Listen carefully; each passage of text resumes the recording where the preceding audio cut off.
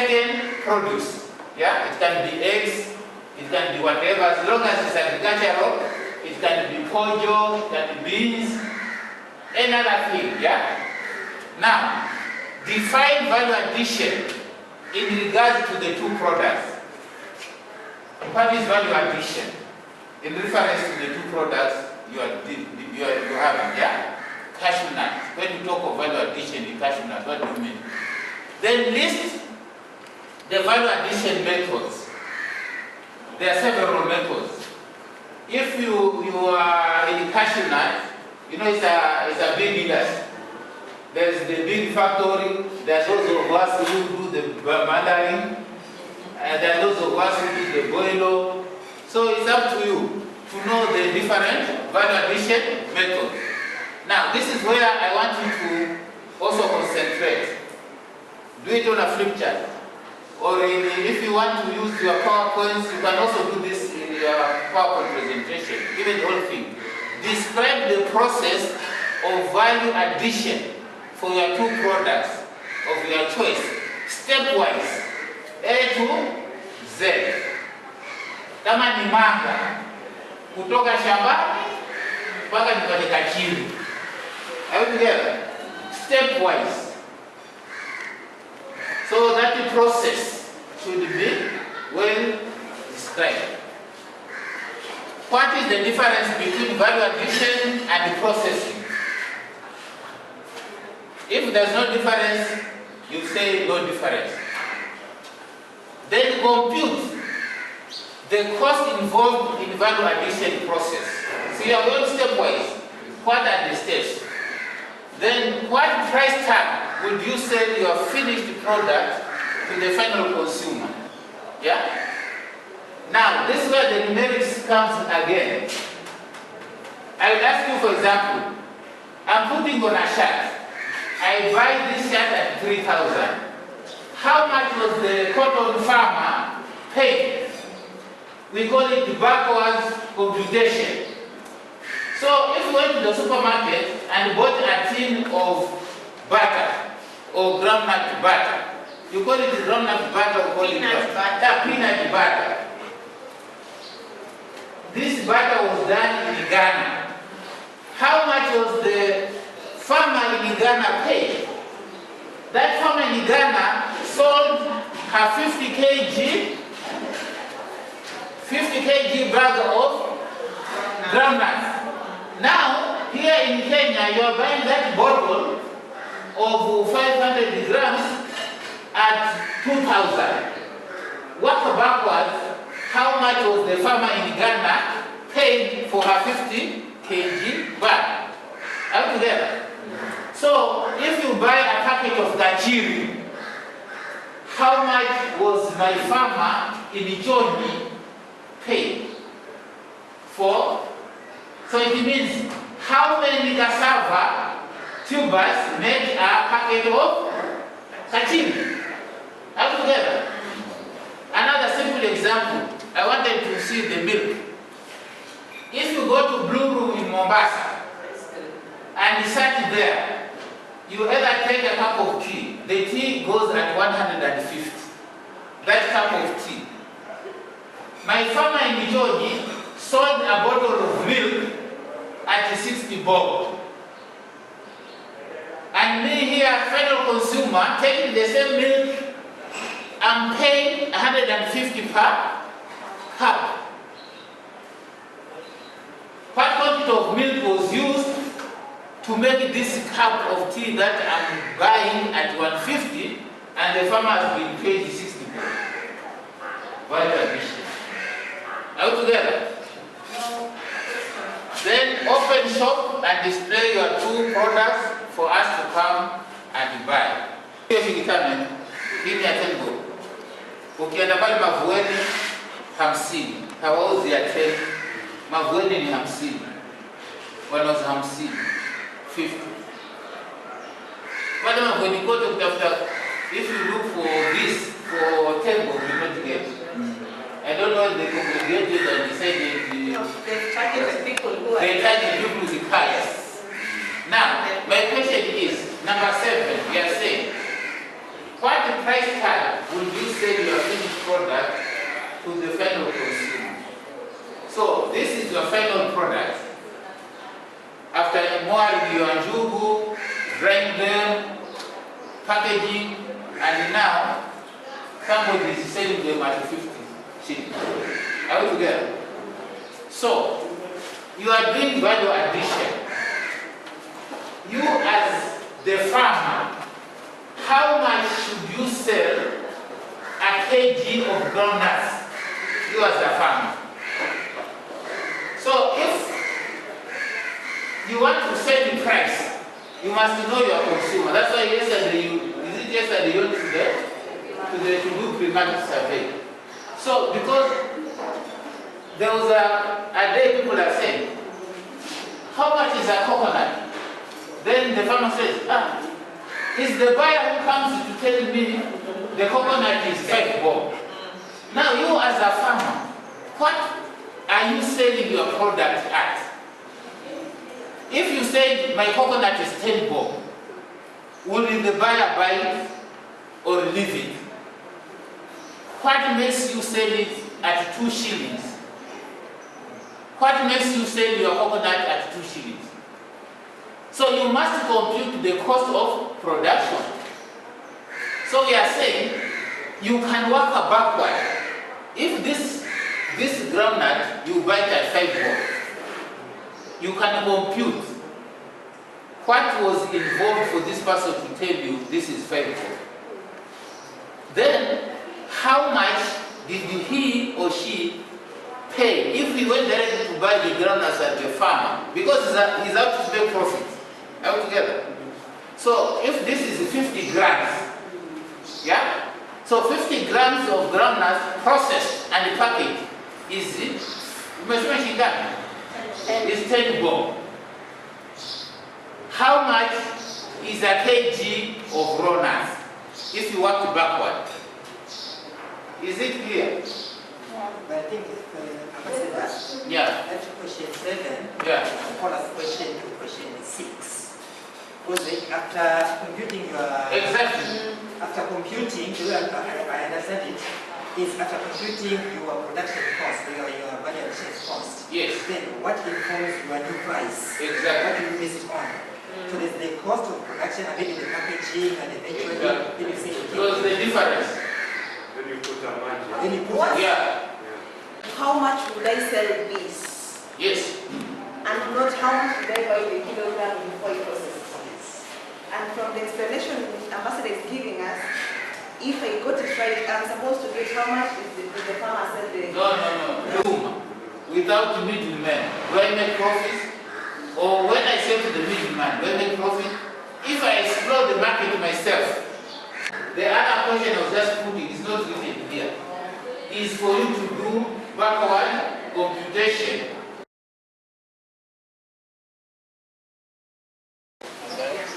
And then removing the shell, nuts from the shell. We call that one scrapping or something. What else? Yours is to crack. We transfer it to other groups. And for roasting, it's good to packaging. Okay. So roasting, packaging, we can have another cooling, line. In roasting, Cracking is done before cooling. No. Yeah. Immediately you take it from the oven. It should be allowed to cool. Is it cool? Cooling. Self-cooling. You spread it. Self-cooling. Self-cooling. Yeah. We were achieving so much.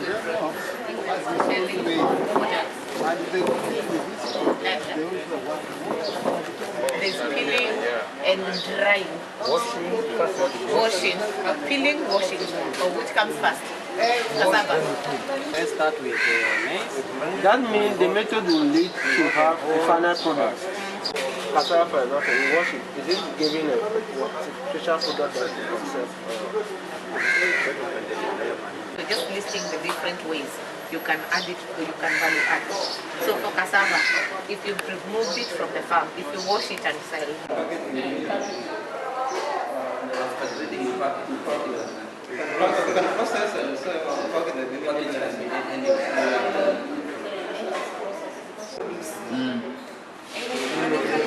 that is accountability and ownership for certain processes. And then I went ahead to answer this question, the differences between validation and processing.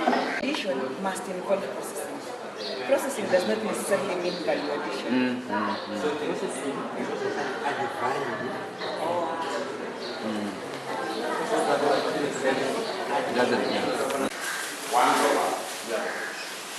It's under personal. My name is Ambassador Benjamin Mwere. I'm from CADEP, Community Agriculture Resource Development Program, and I'm facilitating this international workshop on farmer market school. We have participants from Ghana, from Togo, from Kenya, and one facilitator from Zambia. We also had one facilitator from Denmark, but he left. The whole idea is we have partnered with the ADRA, CADEP, Pwani University, and USTAD to do a pilot project on farmer market schools in Kilifi County. So here we are training 20 facilitators, after which they'll go back to their respective countries to initiate a similar program. But here, for the next 8 months, we are going to start a pilot, which is also a research program, so that at the end of it, the outcome shall be cascaded in the entire country. So we want to thank our sponsor, which is the ADRA, which has been propelling this approach. My name is Jonathan Izimuto from the coordination unit of the Farmer Market School. Farmer Market School is a new approach that is being promoted by ADRA through the Livelihood Technical Learning Lab, and a coordination unit has been formed so that it can oversee the activities of the Farmer Market School. Farmer Market School actually is an approach that is looking at empowering farmers with the skills on market and make them market knowledgeable, and also to empower extension staff with these skills so that they are able to support the farmers with the marketing skills. So what we are doing here now is an international training of Farmer Market School facilitators. This training is in 4 levels. We have the first level where we have the master trainers, and then the second level where we have the master trainers go down to train the facilitators, and these are mainly from organizations and the Ministry of Agriculture and NGOs, which is what is happening here. Then we have the third level where the facilitators trained under level 2 go down to train facilitators, farmer facilitators. And these farmer facilitators will go down and train the farmers. My names are Anderson Kisao, working with the Study Foundation. I'm based in Kilifi. Study Foundation has quite a number of projects that are more related to agriculture. Also, we have a cassava project, cashew project. We are almost starting a mango project. And you know, with all these value chains, marketing is very essential. And because of that, the Study Foundation has actually decided to actually use the farmer marketing school approach in all the value chains. And this is why we have actually attended this farmer marketing school training to ensure that we mainstream the farmer marketing approach into study projects, so that we actually make sure that farmers actually lead in the marketing strategy through the farmer marketing school, so that we actually make sure that the farmers lead in the market process, as we actually close out our projects. So for us as we study foundation, we are seeing that this training will actually give us mileage, especially when it comes to, addressing the aspect of marketing of farm produce for Kilifi farmers. And the areas that we are actually engaged in are actually Magarini sub-county, Malindi sub-county, Kilifi North sub-county, and Ganze sub-county. So I'm sure after this training, we will actually go to the projects and mainstream whatever we have actually learned from this farmer marketing school, so that we have, well-trained farmer groups on farmer market school, so that they actually lead and we follow, and we make sure that by the end of the day, the farmers are actually linked to the local farm, local markets, and if possible, international buyers, because of that connectivity. Ustadi's slogan goes by, we empower the farmers, we connect those farmers with service providers, with financial institutions, and the market key actors to ensure that they prosper. That is, there is demand from the farmer, but again, there is supply from the service providers, and there's also the connectivity in the financial inclusion, and also now the market strategies that would actually make the farmer be knowing the language of the market, and they can actually produce as per what the market says, and that will actually make the farmers be engaged on farm products that are marketable, and they know where to actually take their farm produce in the market. So farming as a business is of paramount importance to the Ustadi Foundation project implementation. I'm Selom Koku Amego from Togo. I undertook the Farmers Market School training organized in Kilifi, Kenya. And Farmers Market School is something that is important for us in such a way that when you are running a project or when you are working with farmers, the market aspect is something that is very important for the success of the project. And coming here in Kilifi in Kenya to undertake this project built on discovery learning helped me a lot. And it helped me to get more about how to develop the market, how to study the market, and how to help farmers that I'll be working with to improve their market and search for markets for their products.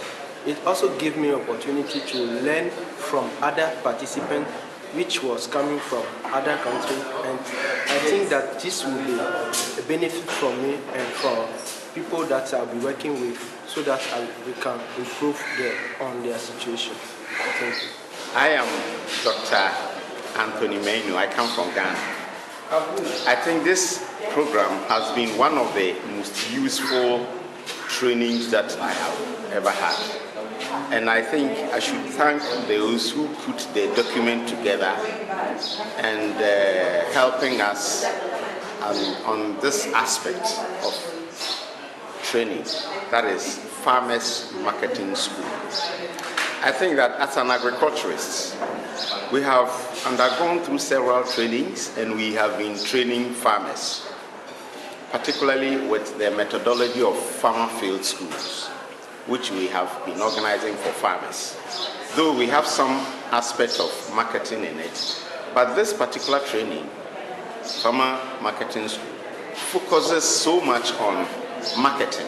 And as our slogan says, we should start from the market. And then, so that from the farm, we know exactly where we are going to sell them.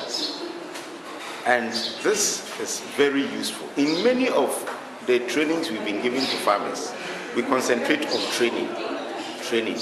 And so production has now been okay. But then after production, what next? You need to market them. So this workshop is introducing us to search the market first. Kilimo Namasoko. That is, we produce for the market. It is because of the market that we are producing. So here, after going through all this training, we go back, and any project at all that Adra Ghana wants to go in, we must first think of marketing. Currently, there is a problem, or we need to go back, and those countries that we are supporting, for instance, Togo, they are doing hibiscus and moringa. And I believe we did not set for the market first. We started from production. So as we are going back, we're going to train all the farmers in marketing. But I think this should have come first. So this training, immediately we go out from here, we're going to start, like we are saying, we're going to now look for the market. If we had had this training earlier on, before the Togo program started, we would have set for the market first before going into production. So all the programs that Adra Ghana is currently working on, we need to go back and introduce these clients to market first. Then I think we can make great improvements. So once again, I would like to thank those people who put the document together to train us in this farmer marketing schools. And it's going to do a lot of help and improvement in our delivery of projects.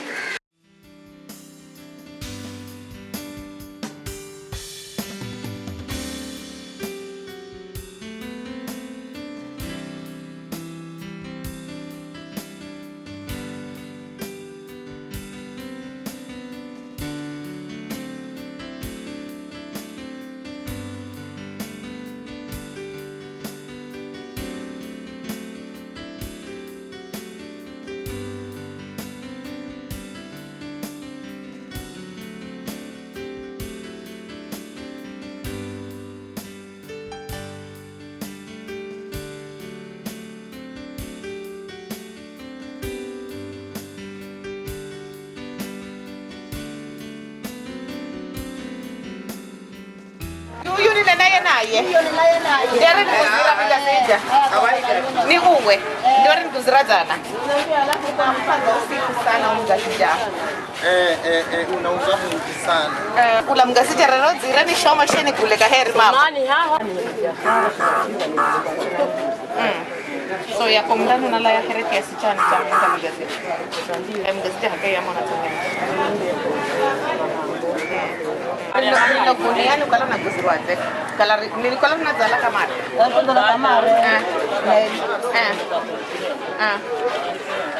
elfu mwenga amuzireni wafunguro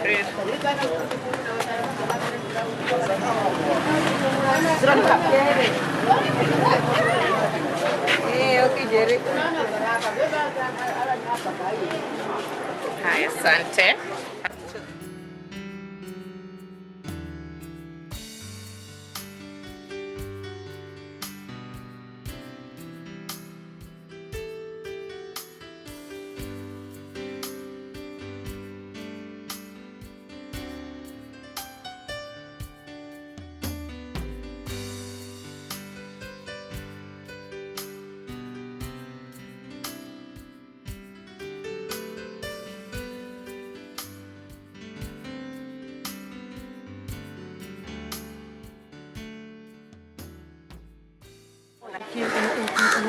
kama sahihi, si msimu wa mapaipai. Ukiyachukua hata uchukue mengi yanaisha yote. Mengine nikiona kama imeharibika kidogo nachukua nyumbani nikale. Uko na familia yenye inafurahia mapapai? Sana, hata mimi mwenyewe nafurahia. We are doing our first market visit with the participants of the farmer market school training that we are holding at Pwani. So today they are having their first experience on the market. The previous day they did a pre-market visit. Today they are doing the value chain follow-up. So this is a very important component of our training in terms of farmer market schools. So the group has been in the market. We have been given an audience by the revenue collectors in this place, and therefore we are exposing our participants to discovery-based approach, where they are able to discover for themselves the market, and they are being able to say wow, because some of the things they might have been imagining, today they are able to track one product from the other to understand the market dynamics, and also to be able to inform farmers that there is a market for their produce. But it is important that they come to the market first to find out what is demanded, what is required by the market before they start producing in the farm. Good morning, my name is Facilitators, and today we are here at Charomai Market in Kilifi. We are doing a market survey on 2 value chains for my group, and we have chosen Popo and Amaranthus. Now, we already had a pre-market visit the other day to the market. The reasons as to why we are conducting the market survey is because we want to understand what it really means by starting with the farm before going back to farming, with the market solely before going back to farming. So we get to understand what the consumers want, what the traders want, so that we go produce the produce as to their request and to their specifications and to their qualifications that they want of the produce. We are handling a Popo farmer right now with the group members behind me who are interviewing the Popo farmer, and we get to understand that she gets her Popo from a middleman who gets the Popos from some farm in almost all over the county, no specific place where they get the Popo. So we see a potential for Popo farmers where they can supply, because they say the demand is always higher than what they normally get from the suppliers or from the middlemen. This is an activity that we would wish to take to farmers sometimes later, because it's really important. It helps the farmer to make an informed decision on what produce to do or on what produce to farm for the market.